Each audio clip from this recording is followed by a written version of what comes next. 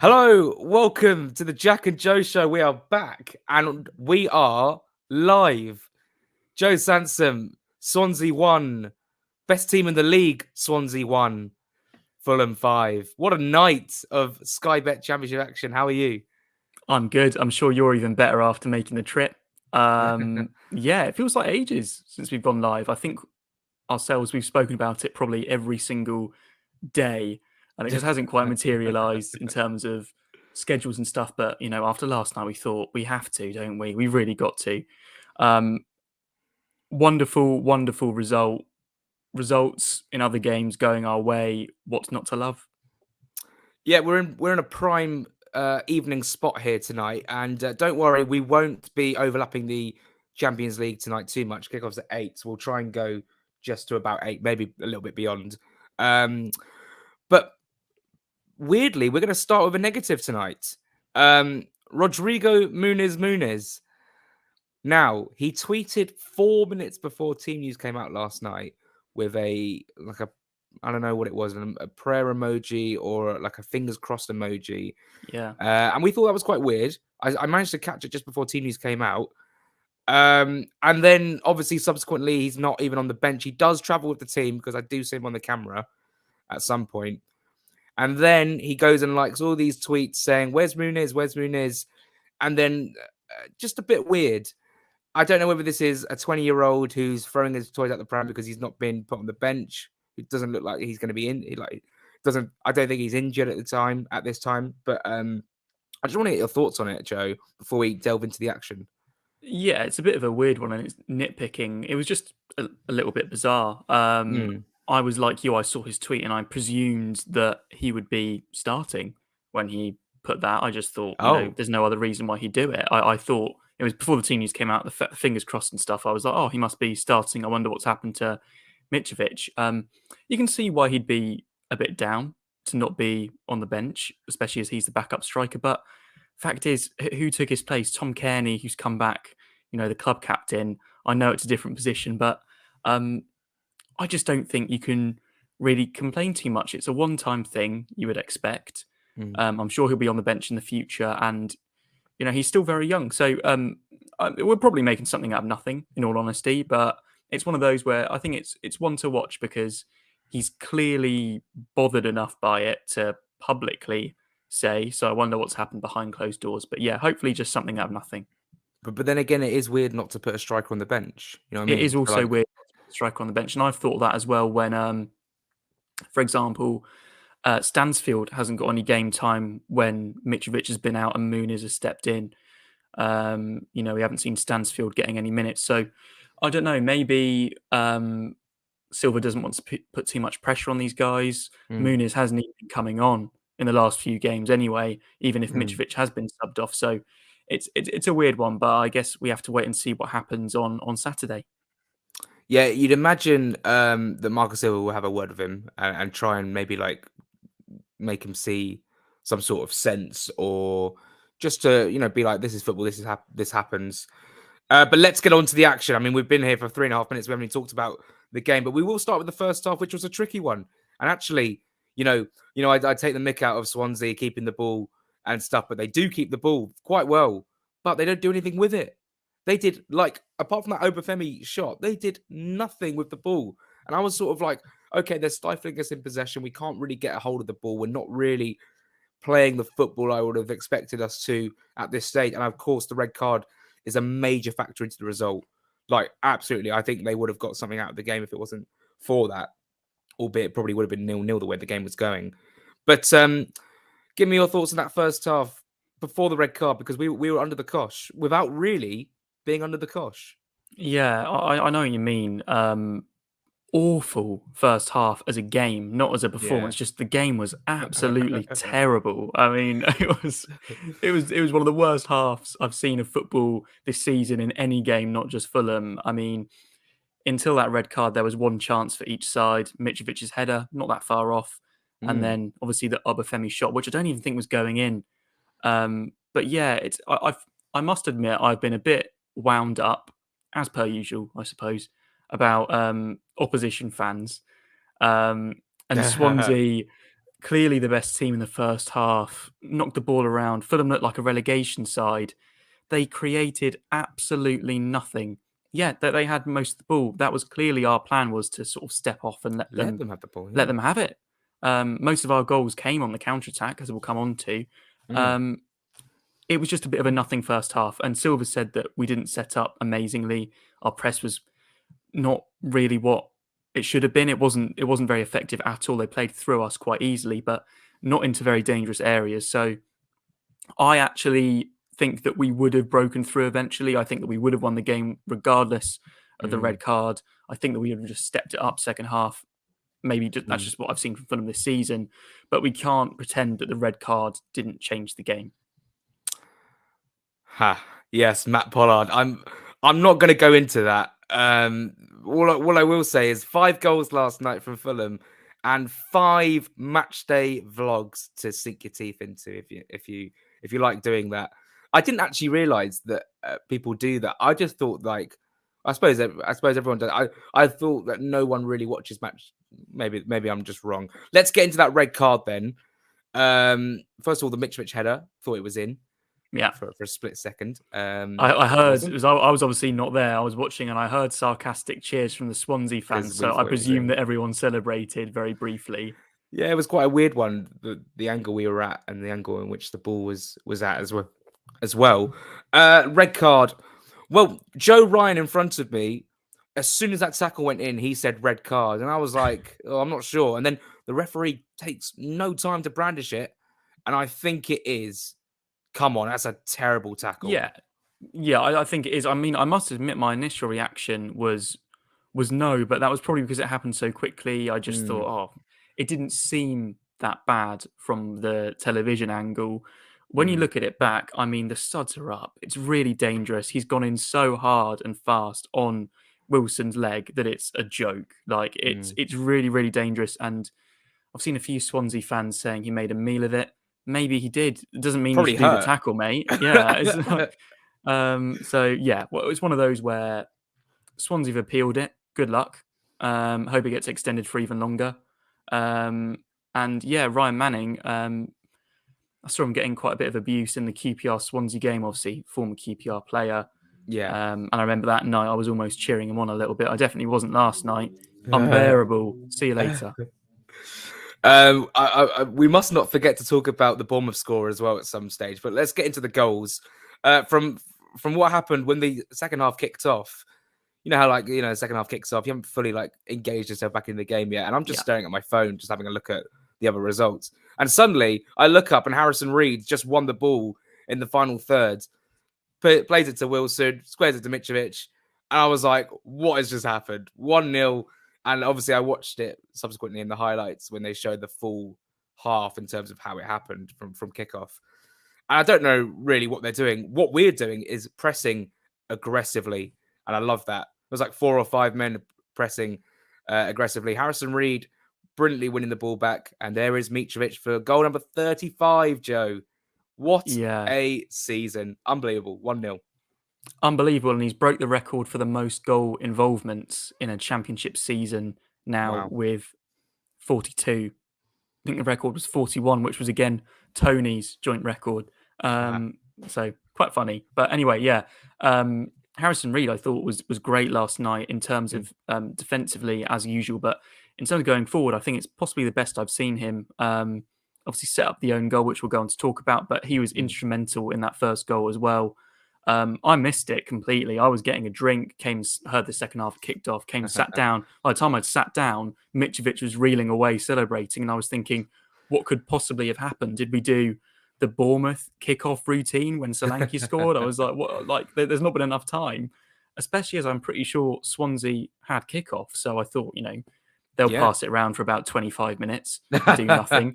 No, maybe I'm being a bit too harsh on Swansea because one thing I do respect about Swansea is the fact that they try and play football in a way that I think is bold, and I respect that they stick to it. I don't think they should have stuck to it when they went down to 10 men, and I think that cost them big time. I think that when you go down to 10 men, especially against, let's face it, a superior team, you have to sit back and dig in a bit and then just pick them off on the break. And they didn't do that. They tried to play expansive football around the back when we've got an extra man.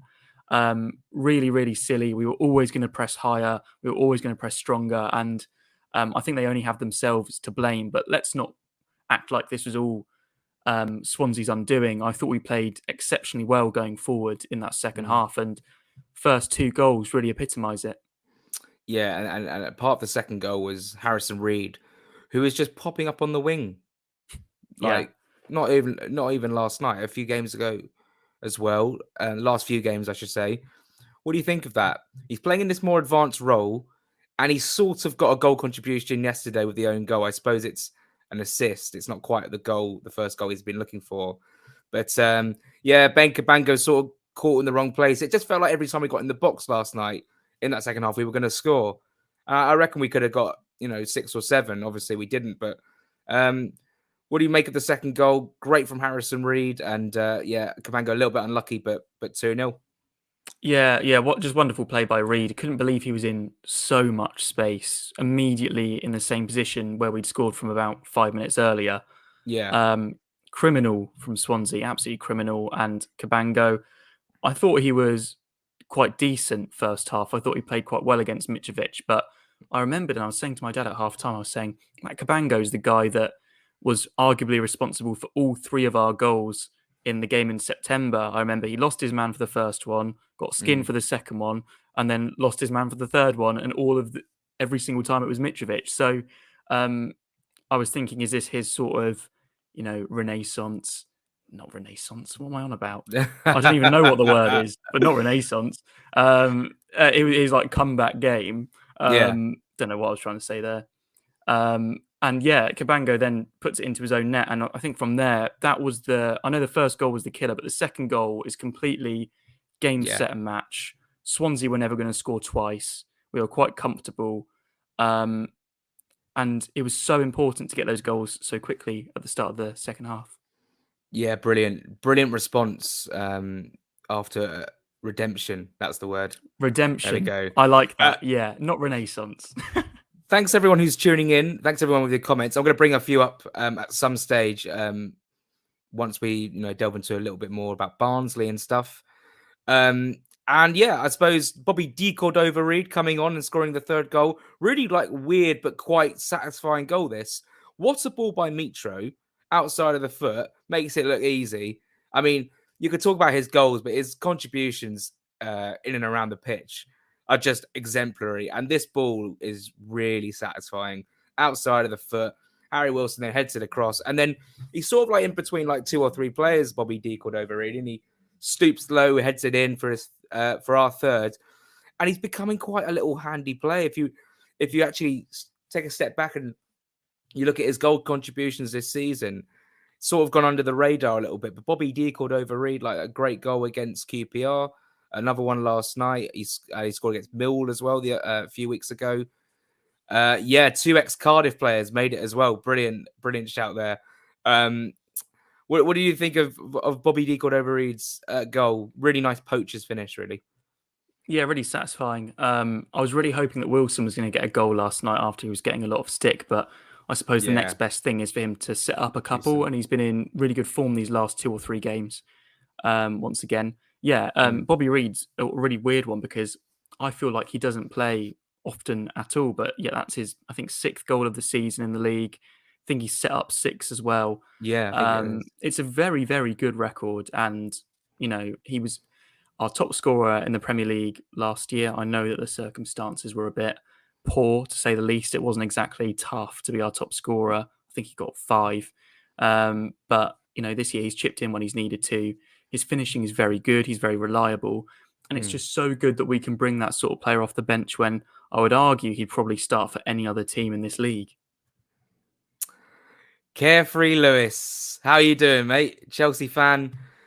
Big up, guys. Miss Fulham away. Yep. Hopefully it will be a return of Chelsea v Fulham next season. That will have some extra spice to it, I'm sure, given what is going on at the moment with Chelsea. We won't dive into that now. Let's go to the 4th goal. Neco Williams with his first goal for Fulham. It's been a long time coming after that sumptuous effort against Blackburn Rovers. And what did you make of it? There was a shot that came in. I can't remember who had the shot initially. I I think it think was it might have Bobby been. again. Was it Bobby? And it fell to Wilson. And it was funny is when you watch the vlogs, they go, "Hey, shot blocked. Oh, it's in. It's in for 4." Those vlogs were great value, actually. Really good value.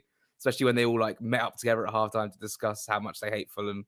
It was very funny. Anyway, 4-0. And this was becoming a really, really like again. I was like looking back at the results throughout the season. We've scored like, obviously the 7s at Reading and Blackburn, 4 against Nottingham Forest, 5 against Huddersfield, 5 against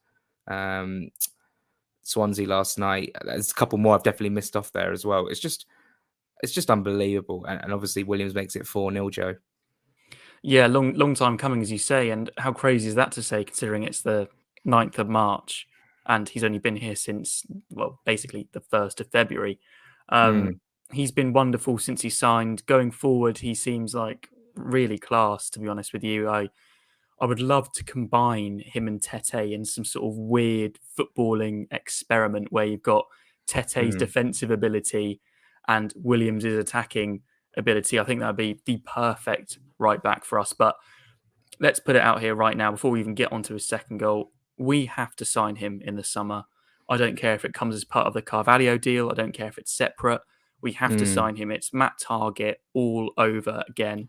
And we need another right back. We've got Tete. If Tete was starting every game for us next season, to be completely honest, I'd be happy. But with his injury record, we need another one of a similar ability. And I think we've got that. And I think that Williams has got a very, very high ceiling, a wonderful relationship with Wilson.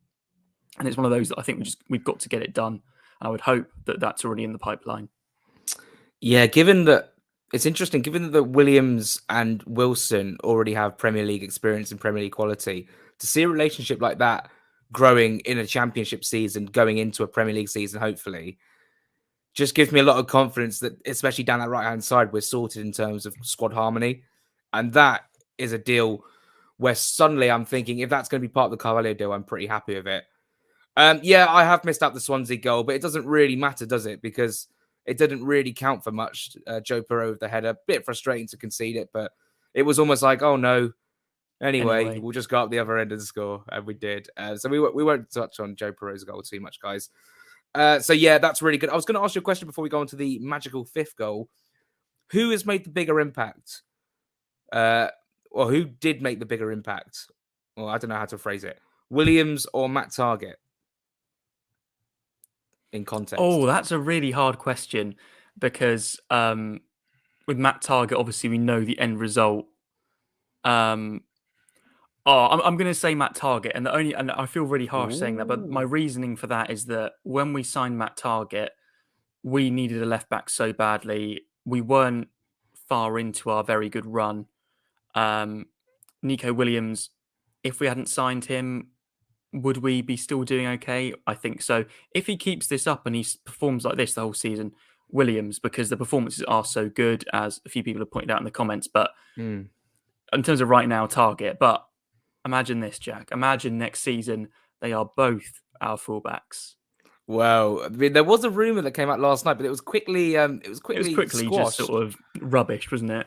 Because Newcastle said they want to sign him permanently. But I'm thinking if Newcastle stay up with all the riches and the money they've got, I reckon they could get no disrespect to Matt Targett, but a better left back, with all the money they have. And hopefully that could give us a window of opportunity. I don't know whether Marco Silva's interested or what, but Matt Targett, of course, scoring against Bolton, his first goal for Fulham. That was a few games after he joined. And Williams with not only 1, but 2 as we segue to the 5th goal. What a goal. And do you know what was the funniest thing about the whole night was? In the concourse before the game, and my Joe Ryan, our good friend of ours, he said, I'm going to put a bet on £10 for Fulham to score 5+ goals. I said, no chance, not tonight. And, at half time, that price, that bet would have been, almost doubled in that price. But it came in, he won 210 quid off a tenner. And I was furious with envy because obviously it's a really good bet. But brilliant betting from him, obviously gamble responsibly and stuff. Only bet what you can afford to lose, etc., etc. But Joe, let's talk about the 5th. I mean, I think that was the most celebrated goal of the night because Joe had won the money. and because Neco Williams had just pulled off an absolute worldie. Fantastic goal. One of my favourite goals of the season, easily. We don't Yes. score many from outside the box. I think that's our third or fourth this season that I can think of in the top of my head. We're very much a team that likes to get the ball in the box and, create incredible opportunities for our strikers and forwards. This one was almost just a hit and hope, but let's face it, it was class the way he put it into the top corner. Fantastic technique. Am I slightly gutted that this goal and the crossbar from a couple of weeks ago, no, not a couple of weeks ago, from the weekend, have gained quite a lot of attention? A little bit. And the only reason I say that is, don't get me wrong, I'm delighted they both happened. I wish the crossbar shot went in. I feel like it's made his impact slightly more high profile. And I'm really hoping that it doesn't get other suitors involved or get Liverpool to drive up the price. But he looks like a Premier League quality player to me. And that's at a very young age. How old is he? About 20, I think. 20, yeah. If he's this good at 20, I'd love to see what he's like when he's in his prime. And we shouldn't forget, like, let's face it, the only reason this guy's not starting in the Premier League is because he's behind Trent Alexander-Arnold. And I think that's quite unfortunate for him. I'm not saying that he'd be starting every week for Liverpool, but he doesn't really have the chance to because of that. So sign him up, put the contract in front of him. Let's be a bit sensible. I'm not going to spend 30 million plus or whatever, something crazy like that. But he looks like a fantastic player, and this was a fantastic goal. Yeah, we're good at negotiating low prices for players who are worth a lot more than we get them for. Yeah, falling in love with a lone player, it's such a trap, and it's happening again, I'm afraid. We've covered the goals. Let's now talk about the consequences of last night with the Bournemouth score, where we're on the table, because obviously we haven't done a Jack and Joe show in a couple of weeks because of the new show launching on YouTube. We're in a position now where I'm starting to think it's happening. It is happening. Come on, there's no doubt about it now. It's just a matter of when, basically. And Bournemouth not really helping themselves by losing at the weekend and drawing to Peterborough. Joe, we're in such a fabulous position where QPR away could be the one, Borough away could be the one. I mean, for me personally, given what happened earlier in the season, I'd love it to be against Coventry, and I know that sounds a little bit. You know what? I'm exactly the same. If it's not QPR, Coventry. I want it to be Coventry. I hated what happened at Coventry, not only because of what happened on the pitch, but what happened off the pitch as well. Disgusting behaviour, and it would be great to give them 2 fingers and stick them up. Well, let's just stop. Whatever, stick 2 fingers up them.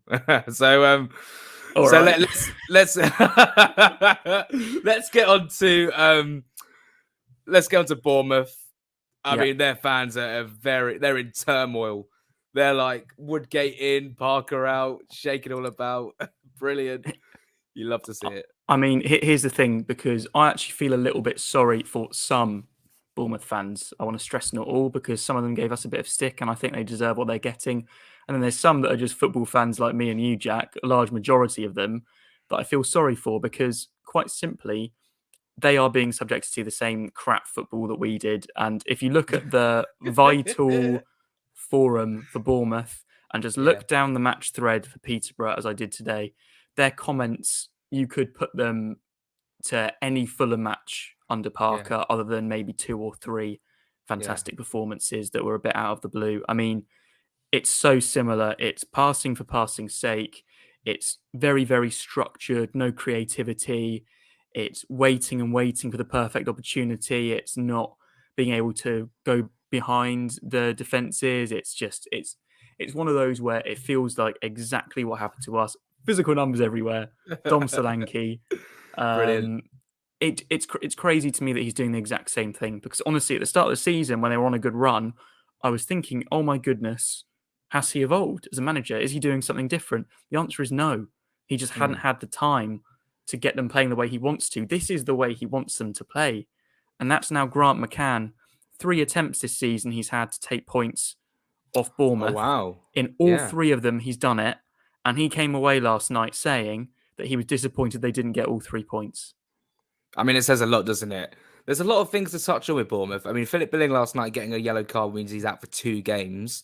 And I'm reading stuff about like wingers being played in the wrong positions and just like, I don't know, just very weird tactical decisions made. Ethan Laird not being played yet for tactical reasons. Interesting. And look, they made all these signings on deadline day, and I'm thinking, oh, Cantwell, Dembele, Kiefer Moore, these are great players for the level. But I feel like they've got worse. They got a couple of good wins against Stoke and Blackpool, but they've overall got worse since then. And actually, too many cooks, pardon the pun, spoil the broth. I didn't even mean that, to be fair. That just came up. And it's just a bit bizarre, isn't it? It's just very bizarre. But it's really funny reading the comments because it's what we basically warned them of. And actually, given they were 15 games unbeaten before they lost to Preston, maybe I was thinking, oh, this is the perfect fit for him. But actually, it's almost more stale. Well, it's definitely more stale than it was when we were in the Championship under Parker. Obviously, Premier League was a bit different given the circumstances and stuff. I think they will still go up, but I think they finish rock bottom next season. I know that's like getting ahead of ourselves, but very interesting, Joe. Oh, we need to talk about Barnsley. If there's anything else you want to say about the Championship table before we move on. Nothing else. Just take a screenshot, take a picture, because it's unbelievable how it looks. I mean, I don't. I mean, I hope that we're not in the Championship again anyway, but I don't think we'll see something like this again in terms of the dominance. We almost said HMS pissed the league. It was a bit of a joke. We all expected to be up there, but I couldn't have imagined the margin of difference that there is between us and the rest of this division. Even if I honestly reckon if we lost like 3/4 of the games we've got left for the rest of the season, I still think we'd win the league because I don't think anyone's got the ability to catch us. Yeah, it is looking, and obviously even if we win a game and Bournemouth drop points, the points total then we need to confirm promotion goes down, and they're like the stats that if Bournemouth still win every game for the rest of the season, which I don't think is going to happen and stuff. We don't have the horn. I wish we did. And that would be Sammy's job, I suppose, on Thursday for the pod that comes out tomorrow. Let's go on to Barnsley. Dom Keener FC. Really unlucky last night. And actually, the goal they conceded to Stoke was really silly because they could have cleared their lines. It just fell to, I think it was Baker, and he swung his boot at it, and it was a brilliant finish. And Stoke are in a position where they're not going to go up, they're not going to go down. They're in a terrible transitional period right now, where Michael O'Neill, I think he'll probably lose his job in the summer. But anyway, Barnsley away, 12:30 kickoff. Crawl on the fans, but we'll be up there in numbers, I'm sure.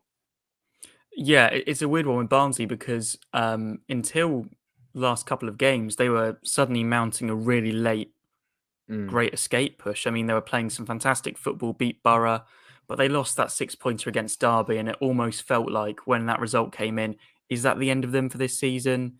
Is that them back down to square one? Well, if that wasn't, then I think last night was with that very, very late, I think it was 95th minute, Lewis Baker freak goal, as you say. Wonderful strikes, don't get me wrong, but it was such a freak goal. Keener seems to be just scoring wonder goals for them the last few weeks. The one against QPR, the one last night. Advise anyone to have a look. But I can't pretend that I'm not expecting another win. I think that the game we played against them at the Cottage in November is, other than maybe the first 10, 15 minutes when I remember they came on quite strong, and I know they scored in the second half, but it was so routine, it was so simple.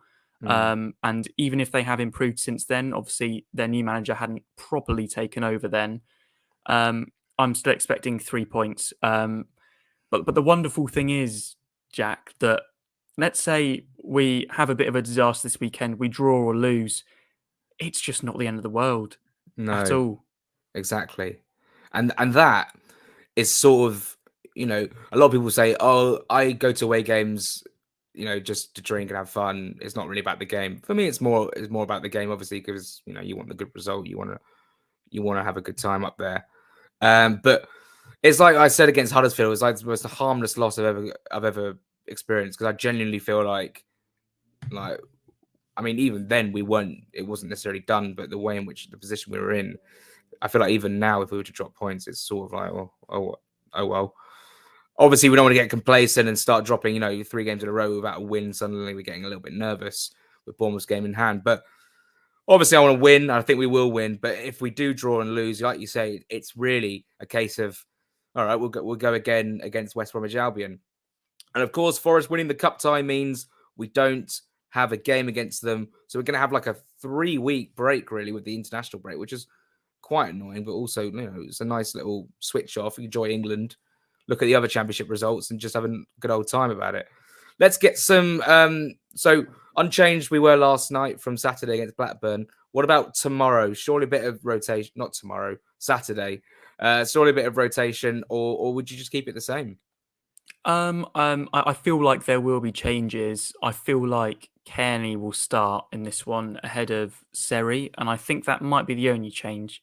Ooh. And the reason I'm saying that is just it's a 3-game week. And I don't think Seri will be able to last, 270 minutes. I know he didn't play the full game last night, but I think it's one for TC to start. Would be perfectly happy if it was unchanged, if they're all fit and healthy. And feeling recharged. But yeah, I feel like that could be the only change. It wouldn't surprise me if Bobby started.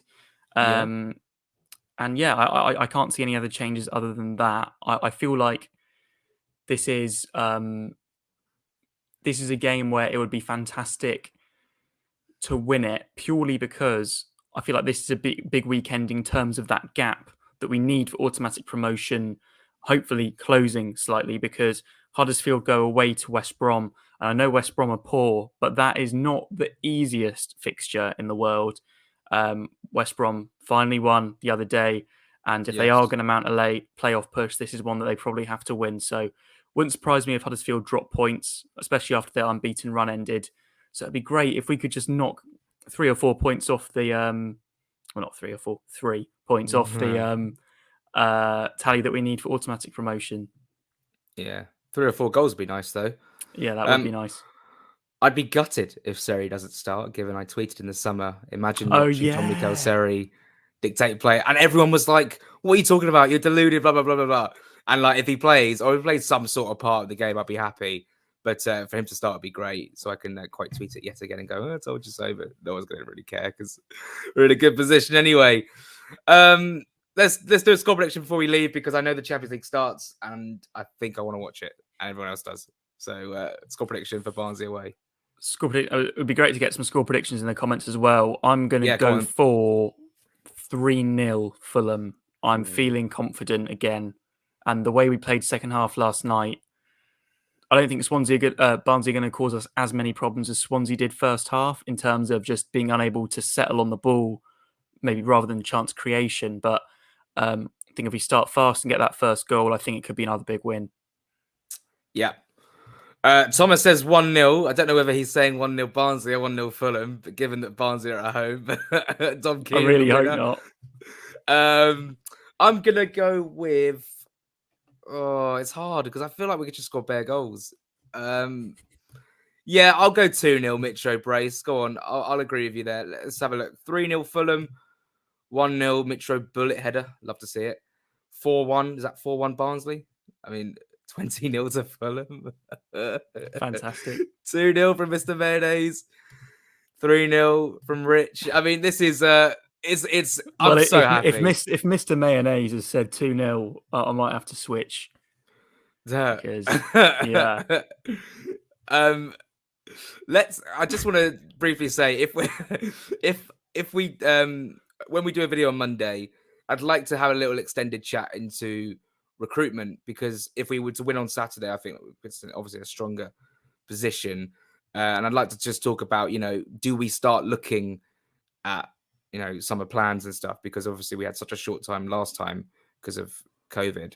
This time we might have a really extended look at things, Joe. Yeah, I think it's one of those where I feel like it's been brought up in conversation so much earlier than normal because we're so far ahead. And it's definitely something where, Tony and everyone should be looking into player recruitment. We should be, finding out feelers on players. Can we keep Williams permanently, etc.? How much will it cost? Because let's face it, we are not the finished article if we go up. As much as there's been a gap between us and the rest of the league, there's such a step up. We all know it. We've all seen it last few years, and we do need quality recruitment. So there's no better time to start finding out what we need and looking into those players than now. Yeah, exciting. We'll talk about it Monday a little bit more, I'm sure. Hopefully get the 3 points. If you're going up to Barnsley, make sure you come and say hello, and we'll have a nice little chinwag about everything Fulham. And yeah, Joe, thanks so much for being here. What a fantastic evening. Yeah, thanks a lot, Jack. Thanks everyone for watching, and hopefully we'll go live again soon. Hopefully. Hopefully. Yeah. See you in August. If we do beat West Brom, I can't actually go live on that Thursday. I'm busy, but let's leave it there. Thanks very much for watching. We'll see you Monday, and thanks everyone for partaking and your comments and everything. We really do appreciate it. We're really looking forward to the end of the season, because if we are in that position where we do go up, I'm sure we're going to have a couple of things up our sleeves, Joe, that we need to discuss about content wise. Sure. And let's call it a day. Enjoy the Champions League tonight. Enjoy the Premier League tomorrow. Enjoy the Sky Bet on Friday. We'll see you Monday. Come on, Fulham. Oh, God, I'm not even nearly ready for it. Joe, say goodbye again. Goodbye, guys. And completely agree, Wayne. I do think we will sign players in the summer, and I hope that they're quality Premier League players. Thanks so much for watching, guys. Come on, Fulham. We're almost there.